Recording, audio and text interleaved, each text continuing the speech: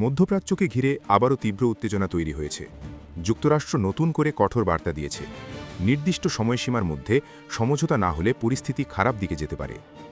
মার্কিন president Donald Trump সতর্ক করে বলেছেন, প্রায় 10 দিনের মধ্যে অগ্রগতি না এলে কঠিন সিদ্ধান্ত নেওয়া হবে। এর জবাবে তেহরান স্পষ্ট জানিয়েছে, যে কোনো আগ্রাসনের প্রতিক্রিয়া হবে কঠোর ও সরাসরি। ইরান জাতিসংঘ মহাসচিব আন্তোনিও গুতেরেসকে পাঠানো এক চিঠিতে জানায়, আক্রমণ হলে মধ্যপ্রাচ্যে অবস্থিত মার্কিন ঘাঁটি ও স্থাপনাগুলো লক্ষ্যবস্তুতে পরিণত হতে পারে। ফলে প্রশ্ন উঠছে, ইরানের প্রকৃত শক্তির উৎস কথায়? যুক্তরাষ্ট্র হামলা চালালে ইরান কতটা কার্যকর প্রতিরোধ গড়ে তুলতে পারবে? ওমানের মধ্যস্থতায় জেনেভায় দ্বিতীয় দফা আলোচনার পর কূটনৈতিক পরিবেশ নাটকীয় মোড় নেয়। ওয়াশিংটনের দাবি, ইউরেনিয়াম সমৃদ্ধকরণ ইস্যুতে একটি কার্যকর ও যাচাইযোগ্য চুক্তি জরুরি, অন্যথায় পরিণতি সুখকর হবে না। তবে তেহরানের বক্তব্য ভিন্ন। তাদের দাবি, পারমাণবিক অস্ত্র তৈরির কোনো উদ্দেশ্য নেই, মূল লক্ষ্য হল আরোপিত নিষেধাজ্ঞা প্রত্যাহার।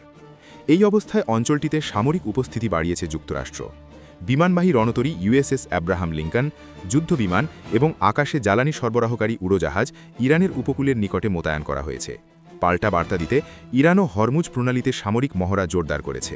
বিশ্লেষকদের মতে, ইরানের শক্তির প্রথম ভিত্তি তার ভৌগোলিক অবস্থান। স্ট্রেট অব হরমুজ বিশ্বের জ্বালানি পরিবহনের অন্যতম গুরুত্বপূর্ণ সামুদ্রিক পথ। এই প্রণালীতে প্রভাব বিস্তারের সক্ষমতা তেহরানের জন্য বড় কৌশলগত হাতিয়ার। দ্বিতীয়ত, ইরান অসম যুদ্ধ কৌশলে পারদর্শী। সরাসরি সামরিক শক্তিতে যুক্তরাষ্ট্রের সমকক্ষ না হলেও তাদের কাছে রয়েছে ব্যালিস্টিক ও ক্রুজ ক্ষেপণাস্ত্র, উন্নত ড্রোন প্রযুক্তি এবং আঞ্চলিক মিত্র নেটওয়ার্ক। ইরাক, সিরিয়া, লেবানন ও ইয়েমেনে তাদের প্রভাব রয়েছে, যা সম্ভাব্য সংঘাতে একাধিক ফ্রন্ট খুলে দিতে পারে। তৃতীয় গুরুত্বপূর্ণ উপাদান হল আদর্শিক ঐক্য ও প্রতিরোধের মনোভাব। ইরানিয়ান রেভলিউশনের পর থেকে ইরান বহিরাগত চাপকে জাতীয় অস্তিত্বের প্রশ্ন হিসেবে উপস্থাপন করে আসছে। ফলে বাইরের হুমকি অনেক সময় অভ্যন্তরীণ সংহতি আরও মজবুত করে।